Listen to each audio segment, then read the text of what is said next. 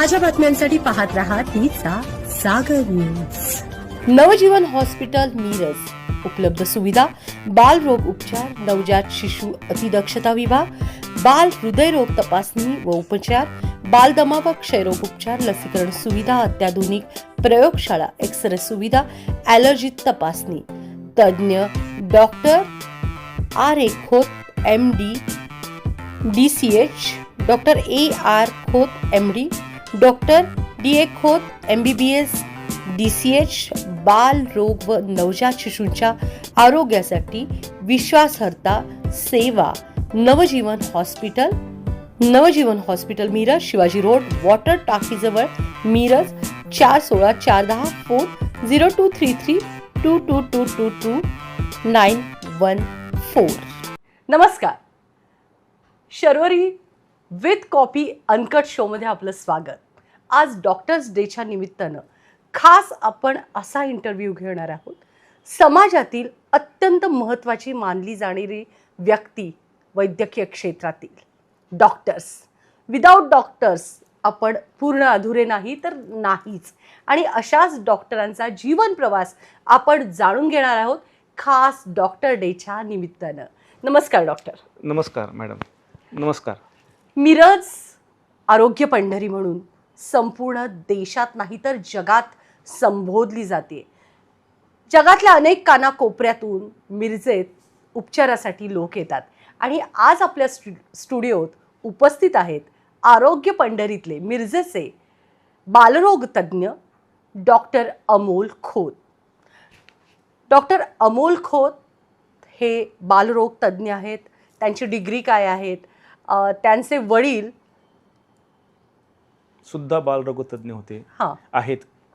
त्यांचं नाव रमेश अप्पासाहेब खोत. त्यांचे वडील सुद्धा रमेश अप्पा खोत. हे गेले अनेक वर्ष त्यांनी देखील या ठिकाणी दवाखाना सुरू केला. मिरजेत सगळ्यात पहिल्यांदा लहान मुलांचा दवाखाना बालरोग तज्ज्ञ म्हणून रमेश खोत यांची ओळख आहे. अगदी छोट्याशा गळ्यातून त्यांनी या दवाखान्याची सुरुवात केली आणि आता त्याचं रूपांतर मोठ्या हॉस्पिटलमध्ये झालंय. नवजीवन हॉस्पिटल डॉक्टर अमोल खोत चालवतात. त्यांच्या सौभाग्यवती देखील हॉस्पिटल चालवत आहेत दीपा खोत. आणि हे जोडपं एक छान नवजीवन हॉस्पिटल चालवत आहे. प्लस वडिलांचा आशीर्वाद आहे. आणि खूप अवघड असतं वडील डॉक्टर असताना तोच वारसा पुढे ठेवणं. कारण श्रीदेवी जर ॲक्टर आहे तर तिच्या मुलीनं श्रीदेवी सारखंच असावं ही एक मानसिकता असते. आणि तशीच पेशंटची पण अपेक्षा तुमच्याकडून होती का? बरोबर आहे. तशीच अपेक्षा होती. कारण वडिलांची मी जेव्हा चालू प्रॅक्टिस केली तेव्हा वडिलांची प्रॅक्टिस ऑलरेडी 25-30 वर्ष झाले प्रॅक्टिस होती. मग त्यांचे एक लेवलने ते प्रॅक्टिस करायचे. मी जस्ट पासआउट होऊन आलो होतो त्यावेळेला. MD पासआउट होऊन आलो होतो. मग त्यांच्या लेवलपर्यंत प्रॅक्टिस करायसाठी थोडं कष्ट घ्यायला लागले. पण कारण ते खूप टफ असतं. कारण अपेक्षा लोकांच्या त्या असतात. बरोबर आहे. कारण पेशंटबरोबर कसं नॉलेज संबंधात मला काय इश्यू होता ते पेशंट संबंधात काय बोलायचं, काय करायचं, किंवा कुठले क्रिटिकल पेशंट जर असेल तर त्याला काय हे सांगायला पाहिजे ह्या संबंधात त्यावेळेला स्टार्टिंगला जरा अडचणी होत होत्या. पण नंतर अडचणी नाही तेवढा तुम्हाला अभ्यास करावा लागला. हो. आता अभ्यास हा विषय निघाल्यानंतर मला विचारावं असं वाटतंय आपलं क्वालिफिकेशन? माझं क्वालिफिकेशन आहे MD पिडियाट्रिक्स. अच्छा. हे शिक्षण आपण कुठून घेतलं? रशियातनं घेतले सगळं. बापरे, रशियातून? हो. किती वर्ष रशियात शिकला तुम्ही? मी रशियात 10 वर्ष शिकलो. अच्छा.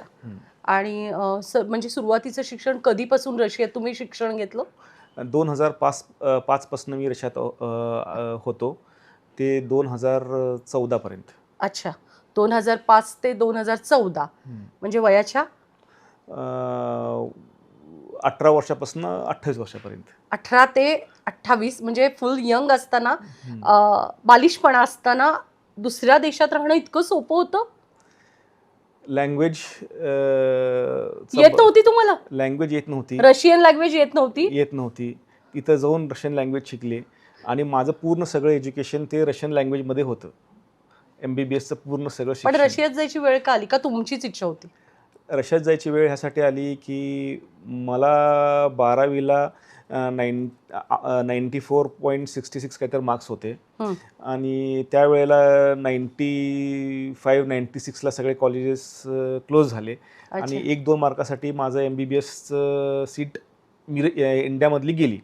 ओ बाकीच्या कॉलेजेसमध्ये ॲडमिशन मिळत होते, प्रायव्हेट कॉलेजेसमध्ये, पण त्या कॉलेजेस मला ॲडमिशन घ्यायची नव्हती. अच्छा, म्हणजे स्वतःच्या बळावर स्वतःच्या मार्क्सवरती हां. ऍडमिशन करायचं होतं. हो. आणि नंतर गव्हर्नमेंटची एक स्कीम होती. त्या स्कीम थ्रू ते रशियाला मुलं त्यावेळेला पाठवत होते. अच्छा, त्याच्या थ्रू तुम्ही गेला. मग त्याच्या थ्रू तिथे एक्झाम होती दिल्लीमध्ये. ती एक्झाम पास होऊन गव्हर्नमेंट थ्रू मला रशियाचं म्हणजे ॲडमिशन हा डॉक्टरांचा प्रवास काही इतका सोपा दिसत नाहीये. 10 वर्ष ज्या देशात भाषाच येत नाही असं सुरुवातीलाच जाणं, वयाच्या फक्त 18व्या वर्षी, आत्ता सध्या 18व्या वर्षी आपल्या लेकराला आपण एकटा जाऊन शॉपिंग करून ये म्हणत नाही. तिथं 18 ते 28 वयाची न येणाऱ्या भाषेत शिकणं. MBBS झालात का तिथे? MBBS तिथून झालं. अच्छा, काय होता एकंदरीत तुमचा प्रवास?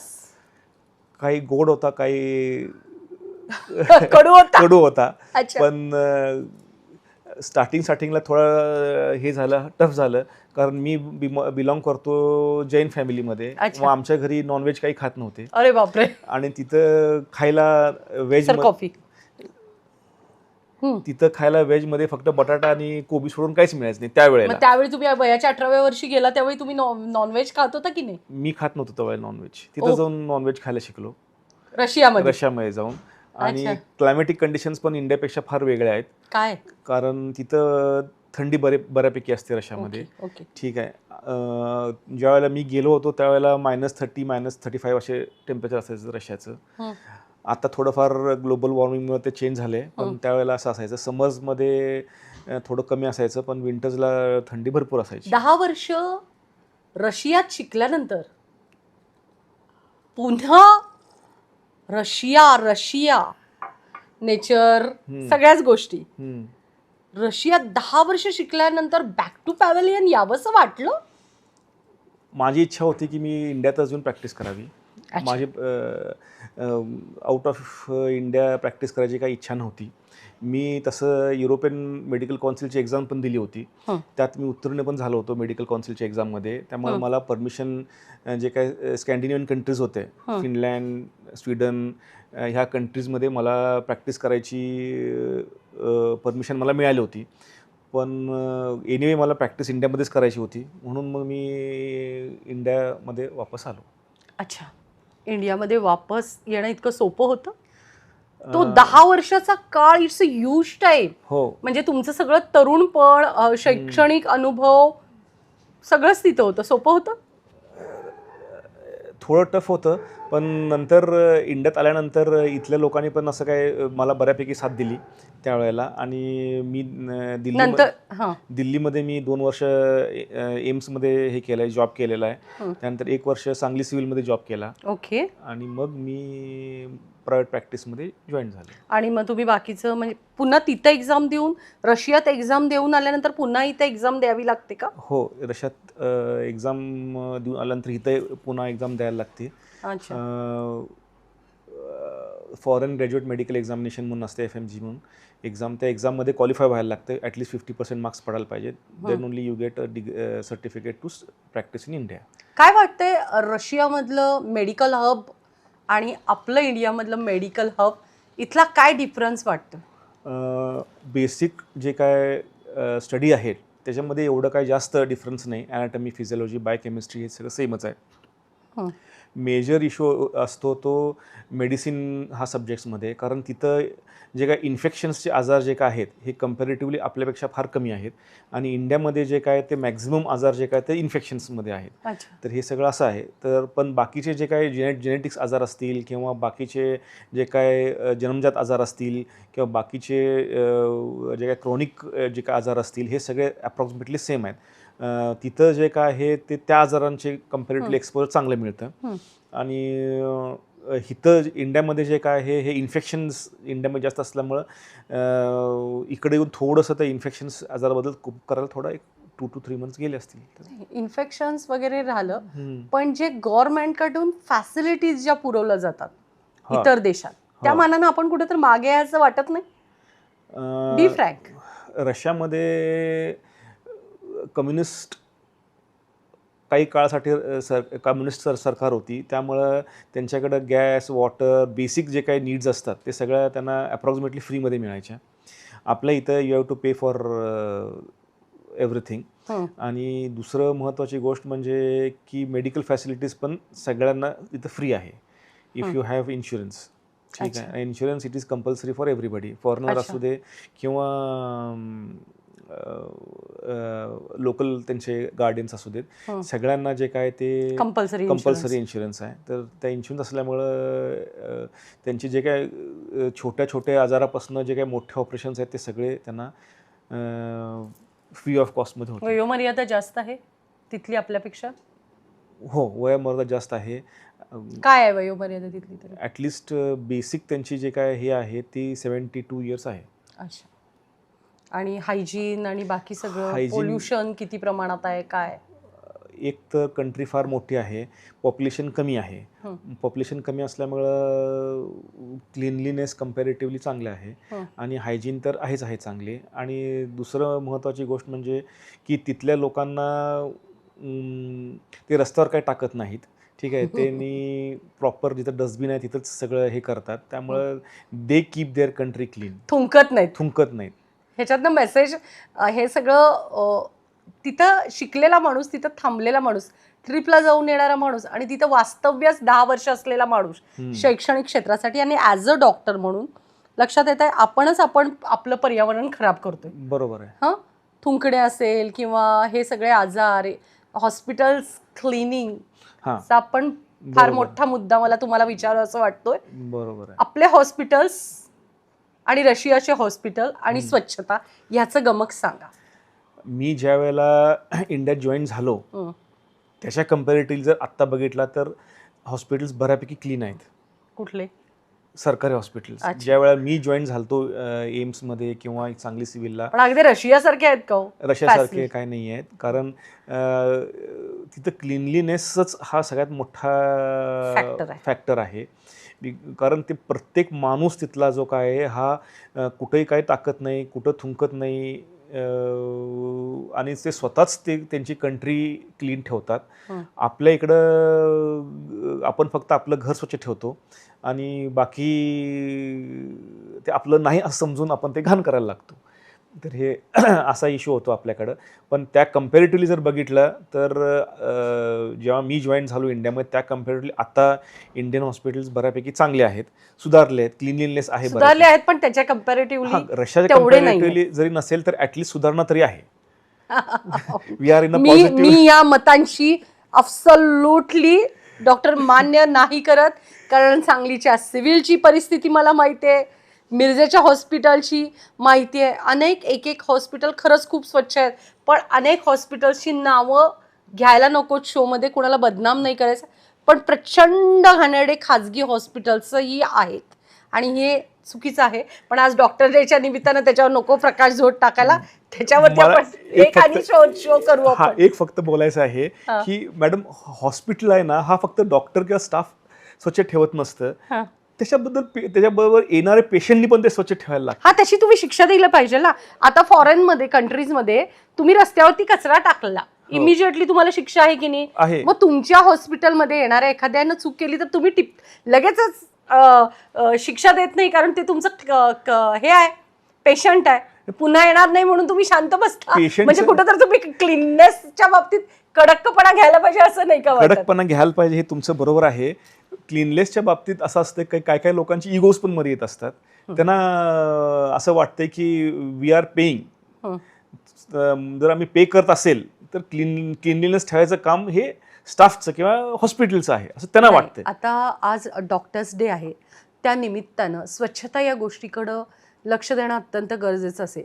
प्रश्न दवाखानाच नाही तर ऑफिसेस आहेत, अनेक सार्वजनिक ठिकाणं आहेत, रस्ते आहे. आपण देवाला जातो आणि रस्त्यावरती पिचकारे असतात, अक्षरशः चप्पल काढून मंदिरापर्यंत जाऊस तोपर्यंत असह्य होतं. बरोबर आहे. आणि त्याच्यामुळे आजार वाढतायत.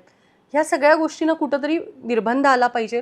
डॉक्टर्स डेच्या निमित्तानं असा विषय निघाला म्हणून मी बोलले. आता मला सांगा, तुम्ही आता शिक्षणासाठी 10 वर्ष रशियामध्ये होता. आहाराच्या बाबतीत आपण कुठंतरी गणित आपलं चुकतंय का? चुकतंय कारण त्यांच्याकडं जे काय सगळे फूड जे काय मिळतंय त्यांच्याकडं जे काय अवेलेबल फूड आहे ते सगळं गव्हर्नमेंट नी चेक केलेलं, त्यांच्यामध्ये किती प्रोटीन्स आहेत, किती फॅट्स आहेत, हे सगळं प्रॉपर मेन्शन केलेलं असतं त्यांच्या ह्याच्यामध्ये. एक्सपायर डेट प्रॉपर मेन्शन केली असते.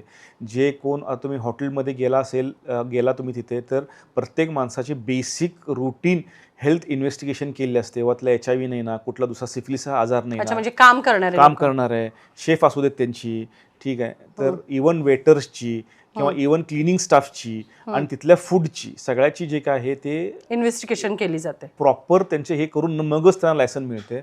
आणि एव्हरी 3 मंथ्स तिथं त्यांची चेकिंग होते अच्छा. आणि एव्हरी 6 मंथ्स हेल्थ चेकअप होतो. अच्छा. हां, सगळ्यांचीच सगळ्यांचीच. कामगारांची?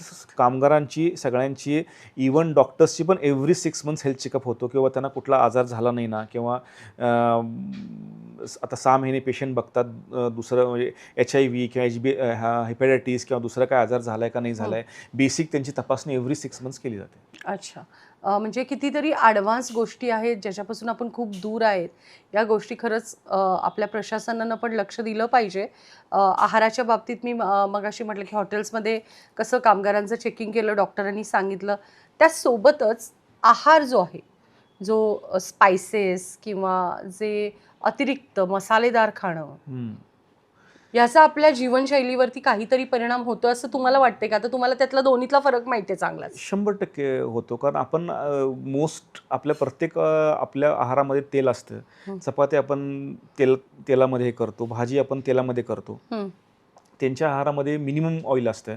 They prefer all boiled and एकदम लेस स्पायसी फूड असतं. आपण आपल्यासारखं गरम मसाला तर ते अजिबात कुठल्याही आहारामध्ये घालत नाहीत, ठीक आहे. आणि दे प्रिफर सूप, त्यांचं मेन प्रिफरन्स असतो जेवणामध्ये.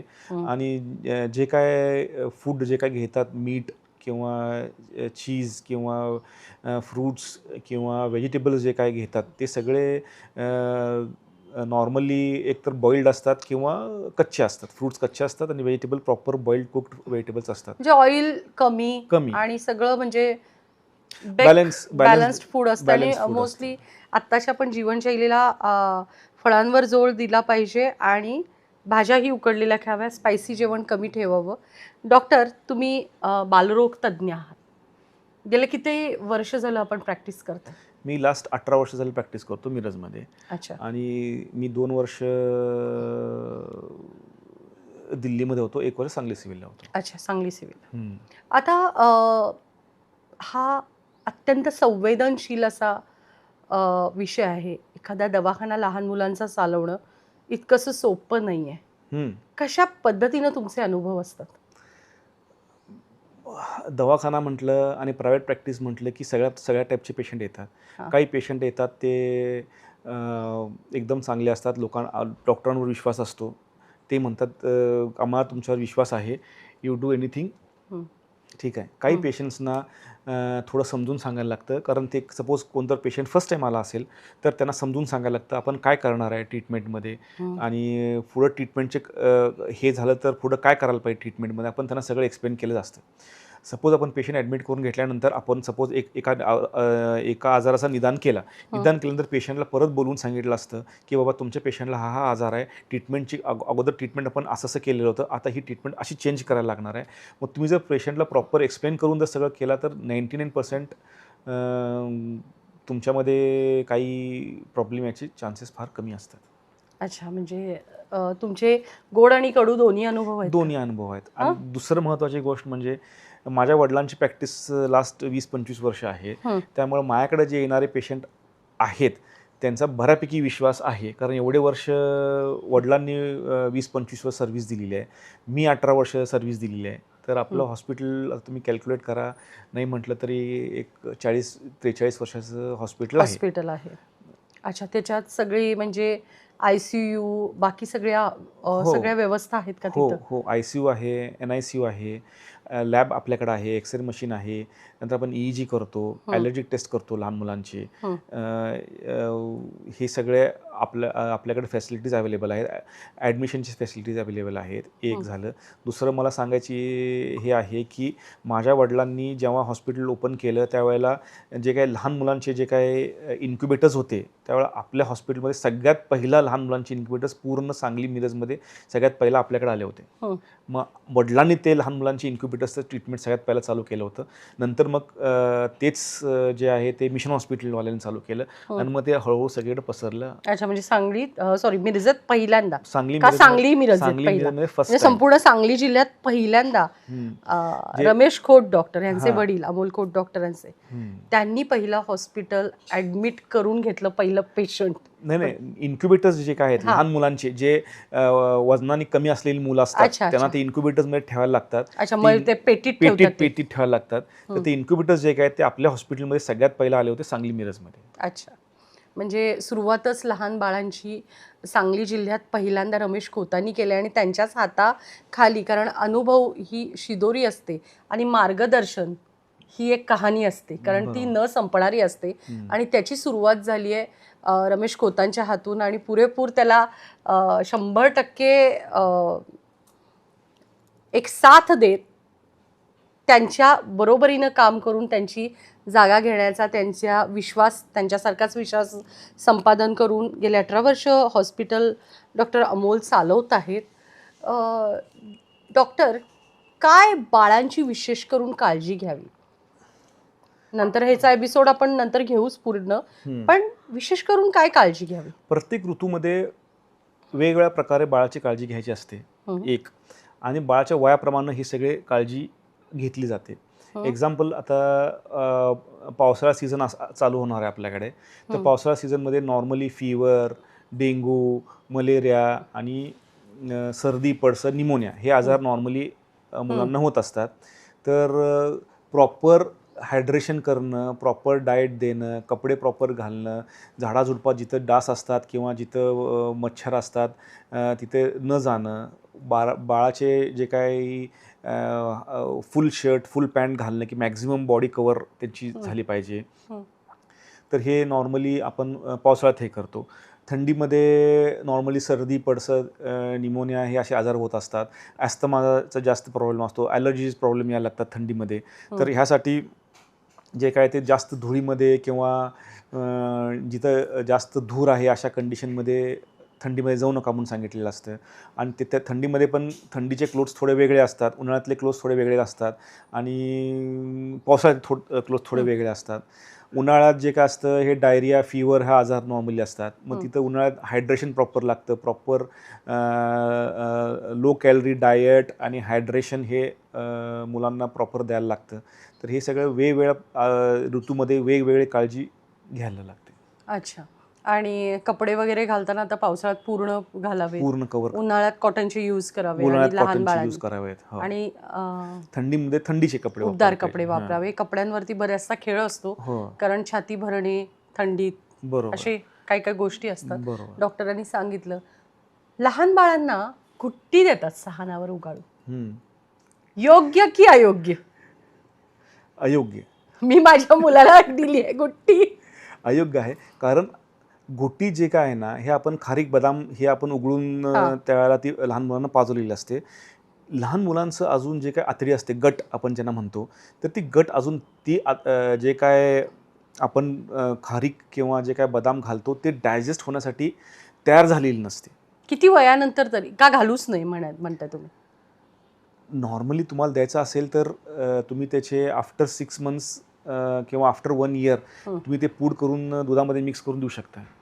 ठीक आहे, पण 6 monthsच्या बेबीपर्यंत ते अजून त्याची गट तयार झालेली नसते. मग तुम्ही जर ते जे काय गुटी घालताय पचनच होत नाही, ठीक आहे, पचनच होत नसेल तर ते देण्यात काय त्याला पॉईंटच नाही. मग उलट त्याच्यामध्ये बाळ रडायला लागतं, इनडायजेशन खराब झाल्यामुळं पोटात गॅस व्हायला लागतात, पोटात कळ मारायला लागते, कधी कधी संडास लागायचा संभव असतो, हे असं व्हायचा संभव असतो. अच्छा, म्हणजे बाळाला 6 महिन्यापर्यंत बिलकुल घुट्टी द्यायची नाही आहे. घोटी द्यायचीच नाही आहे. द्यायचीच नाहीये, पण अगदीच द्यायची वाटली तर पूड करून देऊ शकते. पूड करून त्याला घुटी म्हणत नाहीत, त्याला ड्राय फ्रुट्स पावडर म्हणता किंवा असं काहीतरी म्हणू शकतो आपण त्याला. पण गुटी नाही द्यायची. घुटी नाही. आम्ही असो. चला पुढच्या विषयाकडे वळूया. लहान बाळाला पहिलं अन्न काय द्यावं? लहान बाळाला, जन्मलेलं जे बाळ असतं त्याला अजून आईला दूध आलेलं नसतं. मग आपण त्या बाळाला वरनं एकतर मिल्क पावडर चालू केली असते आणि किंवा वरनं दूध द्या म्हणून सांगितलेलं असतं. ठीक आहे. पण जर मला विचारला, जर आईला दूध येत असेल किंवा आलं असेल तर first feed should be mother's milk. आणि किती महिने बाळ आईचं दूध अंगावरचं मूल बाळाला द्यावं? बाहेरचं फूड अजिबात देऊ नये असे किती महिने? का सपोर्टिव्ह द्यावं? बाहेरचं फूड आता सगळं प्रत्येक सिच्युएशन अवलंबून आहे. जर मदर आणि बेबी दोघं हेल्दी असतील, ठीक आहे, तर 6 महिन्यापर्यंत फक्त आईचं दूध, पाणीही पाजू नका. 6 महिन्यापर्यंत? 6 महिने बाळाला फक्त आईचं दूध, पाणीही नको? पाणीही नको. अच्छा. आफ्टर 6 मंथ्स तुम्ही कॉम्प्लिमेंटरी फीड म्हणजे वरचं चालू करू शकता, जे काय असेल ते. आणि वरचं चालू करताना भाताची पेच, वरणाचं पाणी चालू केलं चालते. डाळिंबाचा रस, ॲपल शिजवून दिलं तर चालतंय. केळ स्मॅश करून दिलं चालतंय. दुधामध्ये पाणी घालून दिलं चालतंय किंवा डायरेक्ट दूध साखर घालून दिलं चालतंय. रव्याची खीर, साबुदाण्याची खीर दिलं चालते. हे अकॉर्डिंग टू एजेस, हे टप्प्यात म्हणजे 6व्या महिन्यात तो 7व्या महिन्यापर्यंत, 7व्या ते 8व्या, 8व्या ते 9व्या, 1 वर्षापर्यंत तुम्हाला सगळे सांगितले. बाळाला गुटी द्यायची नाही. त्यानंतर डॉक्टरांनी सांगितलं 6 महिने आईचं अंगावरचं दूध द्यायचं, पाणीही बिलकुल देऊ नका, कारण त्या सगळंच असतं. पूर्ण अन्न म्हणजे बाळांसाठी आईचं दूध. डॉक्टर, लहान बाळाला बऱ्याचदा आपण बघतो वॉकर्स असतात, वॉकर, आणि त्यावेळी जबरदस्ती बाळांना उभा केलं जातं किंवा वयाच्या अगोदर चालवलं जातं, ज्यानं पाय असे फेंगडे होतात.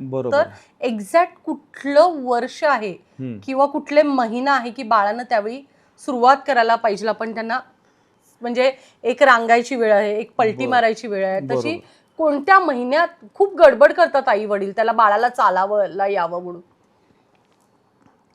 1 वर्षाचं बाळ जे काय आहे हे पकडून उभं राहायला पाहिजे स्वतः. म्हणजे आई वडिलांनी कधी त्याला चालवायला जबरदस्ती उभा करायला पाहिजे? वॉकरचा जो तुम्ही विषय आता काढलेला आहे त्याचा विषय असा आहे की वॉकरमध्ये त्याचे पाय फक्त त्या जमिनीला टच व्हायला पाहिजेत. पूर्ण बॉडी सपोर्ट ते वॉकर त्याला द्यायला पाहिजे. एकदम लोअर वॉकर नको की ते पायाने ते बाळ असं करून उभं राहायला पाहिजे. वॉकर फक्त कुठल्या महिन्यात एक्झॅक्ट वॉकर कुठल्या महिन्यात द्यावा? 8-9th मंथ मध्ये आपण वॉकर देऊ शकतो त्याला, 8व्या किंवा 9व्या महिन्यात. बऱ्याचदा 6 महिन्यातच बाळाला वॉकर दिलं जातं, विच इज नॉट गुड. आणि बाळ पकडून उभं राहायला पाहिजे 1 वर्षामध्ये. 12 मंथ्समध्ये जे काय आहे हे बाळ एक स्टेप टाकायला पाहिजे आणि 14 to 16 मंथ्समध्ये बाळ व्यवस्थित चालायला पाहिजे. अच्छा, लक्षात आलं. डॉक्टरनी तुम्हाला सांगितलेल्या गोष्टी ज्या गव्हर्नमेंटनं सांगितलेले जे लसीकरण आहे लहान बाळांना, ते वेळेवर द्यावंच का? बऱ्याच होमिओपॅथी कडून किंवा आयुर्वेदिक ठिकाणांहून असं सांगतात की काही आवश्यकता नाही आहे लसीकरणाची. हे लसीकरण किती उपयुक्त आहे? लसीकरण आपल्या बाळाला त्या आजारापासून वाचवतात. ठीक आहे. आता एक्झाम्पल, आपण पहिली लस जन्मल्या आपण देतो ती बाळाला BCG देतो. BCG लस जी काय आहे हे ब्रेन TB पासून आपल्याला वाचवते. ठीक आहे. एकदा तो आजार झाला की ती ट्रीटमेंट फार टफ आहे आणि त्याच्यामध्ये मॉर्टॅलिटी 50 to 70% आहे. मग त्याच्या अकॉर्डिंगली लस कधी पण घेतलेली उत्तम. ठीक आहे. काही लसी असतात हे कंपल्सरी असतात. ठीक आहे, जे आपल्याला गव्हर्नमेंटमध्ये सगळे मिळतात. काही लसी असतात ते गव्हर्नमेंटमध्ये मिळत नाहीत, तर ते प्रायव्हेटमध्ये तुम्हाला घेतले पाहिजेत आणि लसी हे सगळ्या घेतल्या पाहिजेत. म्हणजे लसी किती महत्त्वाची आहे आणि गव्हर्नमेंटनं त्याला अलाउ केलं आणि इझिली अवेलेबिलिटी आहे सगळीकडे. गव्हर्नमेंट तुम्हाला फ्रीमध्ये लसी देतं. मग सगळं फ्रीमध्ये तुम्हाला गव्हर्नमेंट लसी देत असताना तुम्ही घेतले पाहिजे लसी. म्हणजे कुणीही सांगू दे आणि कसेही काही सांगू दे, तर लसी अवॉइड करू नका. मिनिमम बाळांची झोप किती हवी? बाळांची झोप जी काय असते ते अकॉर्डिंगली कमी होत जाते. आता जन्मलेलं जे बाळ असतं ते बाळ ॲटलिस्ट मिनिमम 16 तास झोपतं. ठीक आहे, कधी कधी कोण 20 तास पण झोपतं, पण ॲटलिस्ट 16 तास झोपायला पाहिजे. जन्मलेलं बाळ जे काय असते ते वर्षानंतर जे काय आहे ते अप्रॉक्सिमेटली बाळाची झोप जी काय थोडी थोडी कमी होत जाते, ॲटलिस्ट 12 आवर्स. अच्छा. आणि नंतर 8-9 तास. नंतर मग ते जसं एज वाढत जाईल तसं बाळ खेळायला लागतं, हे करायला लागतं, मग झोप त्यांची हळूहळू कमी कमी कमी कमी कमी व्हायला लागते. ठीक आहे. आणि मग त्या अकॉर्डिंगली एक ॲव्हरेज जे काय आता एक ॲडल्ट म्हणजे एक नॉर्मली एक बाळ तुम्ही पकडलं जे 8-10 वर्षाचं असेल तर ॲटलिस्ट मिनिमम 8 तास तर झोपायला पाहिजे. आता एकदम महत्त्वाचा प्रश्न, सायकोलॉजी, लहान मुलांची सायकोलॉजी. मनाविरुद्ध आपल्याही अनेकदा गोष्टी करत असतात आणि त्यांना असं वाटत असतं की आपणही त्यांच्या मनाविरुद्ध गोष्टी करतोय. मग अशा वेळी हे बॅलन्स कसं साधायचं आईवडिलांनी? बॅलन्स असं साधायचं की बाळाला कधीही रागवायचं नाही, बाळाला समजून घ्यायचं की बाबा ही गोष्ट तो का करतोय. नाही, तो हट्टी होणार ना आपण त्याला विरोध नाही केला तर. नाही, आपण पहिला समजून घ्यायला पाहिजे ना की तो का करतोय. ठीक आहे, समजा आता एक बाळ आहे, तो सपोज काहीतरी मागून रस्त्यावर रडत उभा राहिलेला आहे, ती एक गोष्ट तुम्ही इग्नोर करू शकताय. ठीक आहे, पण समजा जर दुसरं काही कारण असेल त्याच्यामुळे जर बाळ असं करत असेल तर ती गोष्ट इग्नोर करण्यात काही पॉईंट नसतं ना. नाही, एखादी गोष्ट हवीच आहे हां, आणि ते त्याला तुम्ही म्हणताय नाही रागवायचं आणि ती चुकीची गोष्ट आहे त्याच्यासाठी, हां, मग त्याला समजून सांगायचं. रागवलं की बाळ उलट जास्त हट्टी होतात. अच्छा, मुलं हट्टी होतात आणि हट्टी होतात रागवलं की. मग त्याच्यापेक्षा तुम्ही त्याला समजून सांगा. 1-2 वेळा समजणार नाही, आफ्टर समटाईम्स ते बाळ समजायला लागतं. पुन्हा एकदा डॉक्टर डेच्या शुभेच्छा तुम्हाला दर्शकांना. काय शुभेच्छा द्यायच्या तेच किंवा तुमच्या फ्रेंड्सना, डॉक्टर फ्रेंड्सना? मला एवढंच सांगायचं आहे फक्त की जास्त स्ट्रेस घेऊ नका, लाईफ एन्जॉय करा. जे अभ्यासाच्या वेळेला अभ्यास करा, ह्याच्यामध्ये खेळायच्या वेळेला खेळा, आपले सगळे जे काय छंद असतील ते जोपासा आणि एक सुखी सुंदर लाईफ जगा. लाईफ परत मिळत नाही. धन्यवाद.